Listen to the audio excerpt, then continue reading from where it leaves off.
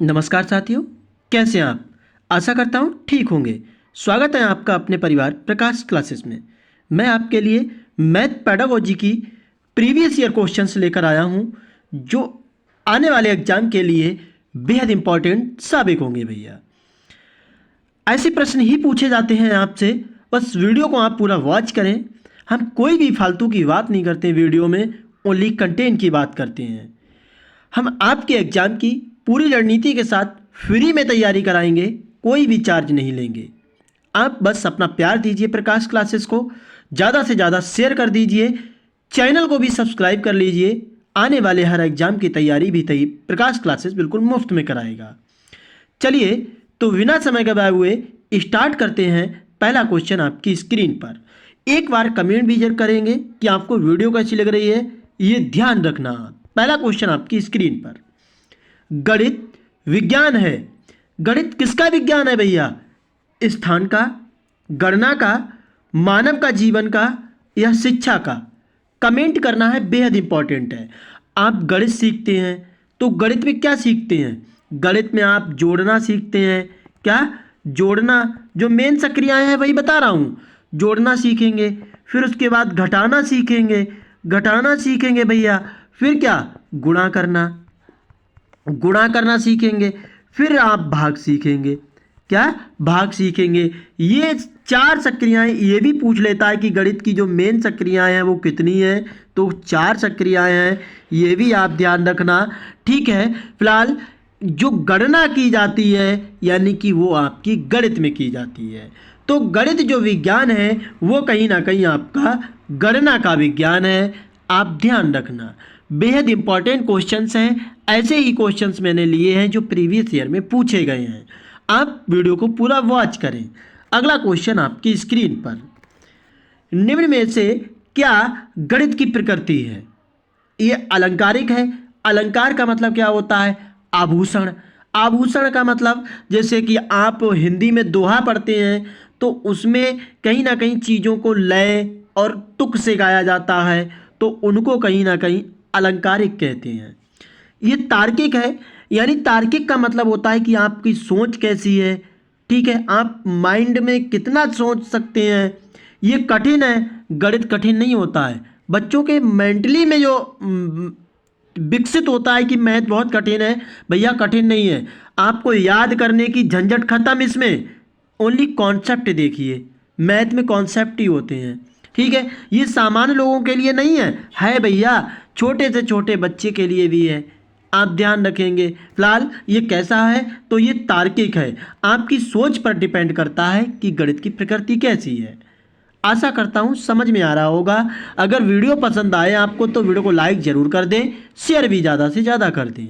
अगला क्वेश्चन आपकी स्क्रीन पर, निम्न में से किसने कहा गणित ये विज्ञान है जिसमें आवश्यक निष्कर्ष निकाले जाते हैं?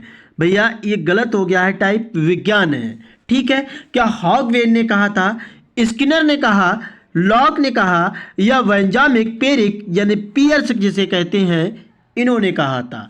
स्टेटमेंट आपके जरूर मिलते हैं, ये आप ध्यान रखना। ठीक है, और स्टेटमेंट के क्वेश्चन मैंने लिए हैं, इसमें प्रीवियस ईयर ही क्वेश्चंस लिए हैं। आप वीडियो को पूरा वॉच करके देखिए। फिलहाल क्या हो जाएगा, किसने कहा कि गणित ये विज्ञान है जिसमें आवश्यक निष्कर्ष निकाले जाते हैं? तो ये पियर्स ने कहा था। किसने? पियर्स ने, यानी कि थर्ड नंबर का राइट आंसर आपका डी करेक्ट हो जाएगा। बिल्कुल। अगला क्वेश्चन, बालक के सर्वांगीण विकास के लिए गणित विषय का अन्य विषयों से सहज संबंध होना चाहिए क्योंकि इसमें छात्रों का दृष्टिकोण बन जाता है। छात्र सभी विषयों को महत्वपूर्ण मानता है। छात्र संचित ज्ञान से नए ज्ञान का संबंध जोड़ता है, या उपयुक्त सभी हो जाएगा। कमेंट। बिल्कुल, सर्वांगीण विकास करना है गणित में आपको, तो सह संबंध किससे किससे होना चाहिए? दृष्टिकोण बनाना चाहिए। ये हमारा राइट है कहीं ना कहीं। छात्र सभी विषयों को महत्वपूर्ण भी मानना चाहिए, और छात्र संचित ज्ञान से नए ज्ञान का संबंध भी जोड़ना चाहिए। यानी हमारे ऑप्शंस तीनों करेक्ट हैं, डी ऑप्शन करेक्ट हो जाएगा। आशा करता हूं समझ में आ रहा होगा। अगला क्वेश्चन आपकी स्क्रीन पर, गणित के नियम व निष्कर्ष होते हैं। जो गणित में नियम पढ़ाए जाते हैं, आपको निष्कर्ष निकाले जाते हैं, यानी आंसर निकाला जाता है, तो वो आपके कैसे होते हैं? क्या वस्तुनिष्ठ होते हैं, सार्वभौमिक होते हैं, या दोनों होते हैं? तो वस्तुनिष्ठ का मतलब क्या होता है कि विकल्पीय होते हैं, बिल्कुल होते हैं, ये भी हमारा सही है। सार्वभौमिक होते हैं, सार्वभौमिक का मतलब क्या है? सबकी भूमिकाओं के लिए होते हैं, यानी गणित आपका भौतिक विज्ञान में भी यूज होता है, यानी हर जगह कैलकुलेशन में यूज होता है। तो कहीं ना कहीं हमारे पहला और दूसरा हमारा राइट आंसर हो जाएगा। आशा करता हूँ समझ में आ रहा होगा। बिल्कुल आप कमेंट जरूर करेंगे कि आपको वीडियो ये कैसी लग रही है। अगला क्वेश्चन आपकी स्क्रीन पर, ज़्यादा से ज़्यादा शेयर भी कर दें जिससे कि हर घर में ये वीडियो चलनी चाहिए। विद्यार्थी गणित की संकल्पनाओं और सिद्धांतों के अर्थ को समझाता है, यह अधिगम के किस उद्देश्य की प्राप्ति है? कौशल, पूर्व ज्ञान, अनुप्रयोग या अवबोधन? अवबोधन का मतलब क्या होता है? जैसे अर्थ ग्रहण करना, विचारों को ग्रहण करना, ये कहीं ना कहीं अवबोधन कहलाता है। तो गणित में क्या है? आप अर्थ भी ग्रहण करते हैं, विचारों को भी ग्रहण करते हैं, तो इसलिए इसका राइट आंसर आपका क्या होगा? अवबोधन करना ही हमारा राइट हो जाएगा। संकल्पना और सिद्धांतों के अर्थ को समझता है ये। ठीक है, अगला क्वेश्चन, गणित को कहा जाता है विद्यार्थी का दुश्मन। क्या आपका दुश्मन है ये गणित? बिल्कुल ना भैया, प्रेमी है। शक्तिशालियों की शक्ति बिल्कुल नहीं, मन की भाषा या मस्तिष्क की का व्यायाम कहलाता है। तो हम आपको बता दें ये कहीं ना कहीं मस्तिष्क का व्यायाम होता है। आप गणित तार्किक जितना भी माइंड यूज करोगे आपके मस्तिष्क का व्यायाम होगा। आप चीज़ों को पढ़ते जाएंगे तो उसमें व्यायाम नहीं है आपके मस्तिष्क का। आप तार्किक रूप से सोचना स्टार्ट करेंगे तो कहीं ना कहीं मस्तिष्क का व्यायाम होगा। तार्किक रूप से कहाँ सोचेंगे? गणित में सोचेंगे। आशा करता हूँ समझ में आ रहा होगा। अगला क्वेश्चन आपकी स्क्रीन पर, योजना एक उद्देश्य क्रिया है जिसे मन लगाकर सामाजिक वातावरण में पूरा किया जाता है। गणित शिक्षण की योजना विधि की उक्त परिभाषा किसने दी है? योजना एक उद्देश्य है। क्या किलपैट्रिक जाने जाते हैं? बिल्कुल। थॉर्नडाइक जाने जाते हैं क्या? थॉर्नडाइक किसके लिए जाने जाते हैं? जरा एक बार कमेंट करेंगे। बिल्कुल, मुख्य नियम इन्होंने कितने दिए हैं? 3 दिए हैं थॉर्नडाइक ने। कौन से दिए हैं? कमेंट। क्रो एवं क्रो, क्या स्किनर, किलपैट्रिक हमारे राइट आंसर हो जाएंगे। योजना विधि के लिए हमारे किलपैट्रिक जाने जाते हैं और योजना की बात की गई है तो आप किलपैट्रिक ध्यान रखेंगे। ठीक है, अगला, गणित शिक्षण का वास्तविक उद्देश्य ज्ञान प्राप्त करना है नहीं है वरन शक्ति प्रदान करना है, यह कथन किसका है? क्या बोला है? गणित शिक्षण का वास्तविक उद्देश्य ज्ञान प्राप्त करना नहीं है वरन शक्ति प्रदान करना है। ये ड्यूट ने कहा था, वैकन ने कहा था, डटन ने कहा था या प्लूटो ने कहा था? कमेंट। बिल्कुल हाँ, पूछे गए क्वेश्चन सही है आपके। ऐसे ही क्वेश्चंस आते हैं मैथ पेडागोजी के। 15 क्वेश्चंस मैथ पेडागोजी और 15 क्वेश्चन कॉन्सेप्चुअल होंगे। मैं वो भी क्वेश्चन आपके कराऊंगा। फिलहाल क्या हो जाएगा? डटन हमारा राइट आंसर हो जाएगा। छोटी सी वीडियो लेकर आते हैं हम, कोई भी फालतू की बात नहीं करते।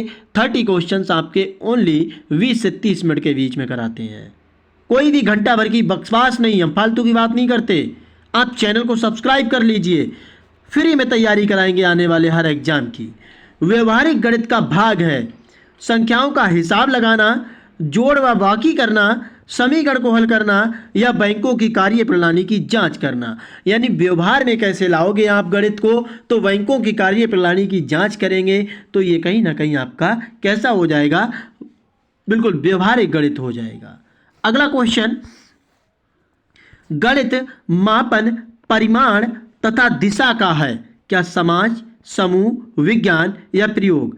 गणित मापन, परिमाण तथा दिशा का विज्ञान होता है, ना कि समाज, ना कि समूह और ना कि प्रयोग करना। ठीक है, अगला क्वेश्चन, गणित के अध्ययन में एक बच्चे में निम्न में से किस गुण का विकास होता है? आत्मविश्वास, आत्मनिर्भरता, तार्किक सोच या ये सभी। जब एक बच्चा गणित पढ़ेगा तो उसका आत्मविश्वास भी जगेगा कि मैं चीज़ों को सही कर रहा हूँ, ठीक है। आत्मनिर्भर भी बनेगा कि नहीं भैया 4 और 4 8 ही होते हैं, बिल्कुल। तार्किक सोच भी उसकी बढ़ेगी, इसीलिए हमारा राइट आंसर डी करेक्ट होगा, ठीक है। अगला क्वेश्चन, वह उद्देश्य जो शिक्षक पढ़ाने के बाद कक्षा में ही प्राप्त कर लेता है उसे कहा जाता है। शिक्षक, बिल्कुल, आप गणित पढ़ाएंगे जाकर तो आप ऐसा क्या कक्षा में प्राप्त करेंगे? क्या सांस्कृतिक उद्देश्य, क्या शैक्षणिक उद्देश्य, सामाजिक उद्देश्य या ये सभी? कमेंट। बिल्कुल, हर क्वेश्चन पे सभी पे नहीं जाना है। सांस्कृतिक उद्देश्य नहीं भैया, बिल्कुल क्या हो जाएगा? शैक्षणिक उद्देश्य कहीं ना कहीं टीचर प्राप्त करता है। शैक्षणिक उद्देश्य का मतलब होता है कि मुझे टीचिंग कैसे करनी है बच्चों के साथ, उसको ग्रहण कर लेता है कि कौन सा बच्चा कैसे समझ रहा है, कौन सा बच्चा कैसे नहीं समझ पा रहा है, मुझे नई नई टेक्निक से बच्चे को समझाना है। यानी मेरा राइट आंसर वी करेक्ट हो जाएगा, ठीक है। अगला क्वेश्चन है, गणित सभ्यता और संस्कृति का दर्पण है, ये कथन किसने कहा? इस पर स्टार लगा लेना, बेहद इंपॉर्टेंट क्वेश्चन है भैया। क्या वेकन, डटन, हॉगवेन या लोके ने? तो गणित सभ्यता और संस्कृति का दर्पण है, ये कहीं ना कहीं आपका हॉगवेन कहते हैं, ठीक है। अगला क्वेश्चन, प्राथमिक स्थान पर गणित का महत्व कैसा है? धार्मिक, सांस्कृतिक, मानसिक या सामाजिक? बिल्कुल, प्राथमिक स्थान पर। प्राथमिक का मतलब क्या है भैया? 1 to 5, यानी क्लास 1 to 5 तक आपका गणित का महत्व कैसा है? कमेंट करेंगे एक बार, कैसा? बिल्कुल, वेरी गुड, बहुत अच्छे, यानी मानसिक हमारा राइट हो जाएगा, ठीक है। अगला क्वेश्चन, उपलब्धि परीक्षण और नैदानिक परीक्षण के बीच अंतर कैसा है? कठिनाई का स्तर, प्रकृति, उद्देश्य या इनमें से कोई नहीं? उपलब्धि परीक्षण क्या होते हैं? उपलब्धि परीक्षण जैसे एक चीज मान लीजिए आप, बालक ने जो कुछ भी पढ़ा अगर उसका मापन हो गया तो वहां उपलब्धि परीक्षण है, ठीक है। और नैदानिक परीक्षण क्या होता है? जैसे कोई बच्चा किसी विषय में पढ़ रहा है और वो पढ़ रहा है, उसमें से अधिकतर चीजें सीख ली है उसने, और एक ऐसी चीज है जो नहीं सीख पाई है, तो उसको टीचर किसी नई टेक्नोलॉजी से अगर सिखाएगा तो उसी को कहीं ना कहीं नैदानिक परीक्षण कहते हैं। तो एक दूसरे में क्या है भैया? उद्देश्य हैं, यानी क्या है? उद्देश्य का अंतर है, एक में मापन किया जाता है और एक में चीजों को सिखाया जाता है, ठीक है। अगला क्वेश्चन, मानव जीवन की गतिविधियों में किए गए गणित का अधिकांश उपयोग यही है, किफायती, मनोवैज्ञानिक, सांस्कृतिक या सामाजिक? तो कैसा है ये? मानव जीवन की गतिविधियों में किए गए गणित का अधिकांश उपयोग कैसा होता है? ये मनोवैज्ञानिक होता है, ठीक है। अगला क्वेश्चन, मूल्यांकन के साथ निकटता से संबंधित है सीखने की प्रक्रिया, सामग्री, मूल्यांकन की रणनीतियां या उद्देश्य? मूल्यांकन के साथ जो निकटता का संबंध है वो कहीं ना कहीं उद्देश्य का है, ठीक है। अगला क्वेश्चन, सबसे प्रभावी शिक्षण सहायता है, प्रत्यक्ष अनुभव, गैर अनुमानित, इनमें से कोई नहीं या प्रोजेक्ट क्रिया? ये क्रिया लिखा है, प्रोजेक्ट क्रिया, ठीक है। कमेंट। 19 नंबर का राइट आंसर क्या होगा? सबसे प्रभावी शिक्षण जो होता है प्रत्यक्ष अनुभव होता है, यानी आपने क्या क्या सीखा उनको प्रत्यक्ष प्रेजेंट करना। अगला क्वेश्चन, वस्तुनिष्ठ प्रकार के परीक्षण की सबसे महत्वपूर्ण विशेषता कैसी है? क्या ये वैधता होना चाहिए, विश्वसनीय होना चाहिए, निष्पक्ष होना चाहिए या ये सभी होना चाहिए?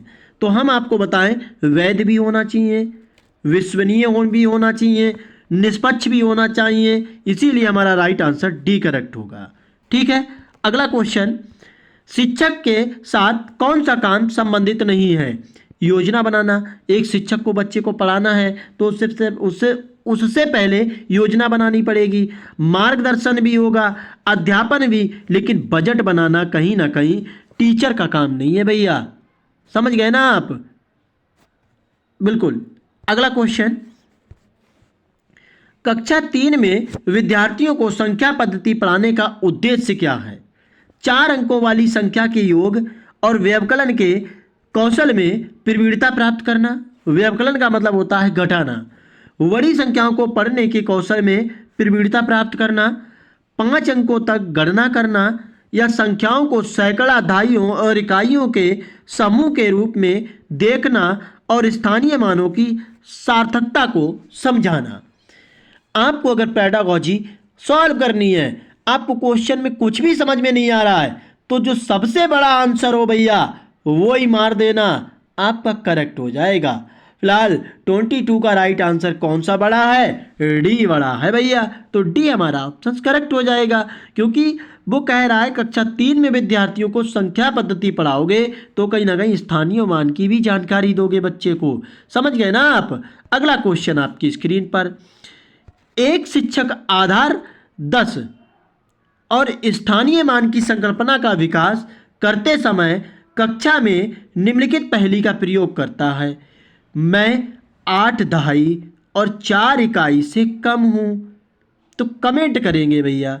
आधार 10 और स्थानीय मान की संकल्पना का दृढ़ करता है क्या? योगात्मक आकलन करना है, विद्यार्थियों को दहाई और इकाई की संकल्पना से परिचित कराना है, या कक्षा में नीरसता दूर करने के लिए कुछ मजेदार करना है? क्या करेंगे आप? बिल्कुल क्या करेंगे आप? कमेंट। बिल्कुल स्थानीय मान की संकल्पना का दृढ़ करेंगे आप, बिल्कुल, यानी हमारा ए ऑप्शन करेक्ट हो जाएगा। अगला क्वेश्चन, कक्षा 3 में एक शिक्षक विद्यार्थियों को 4562 और 728 का योग करने के लिए कहता है।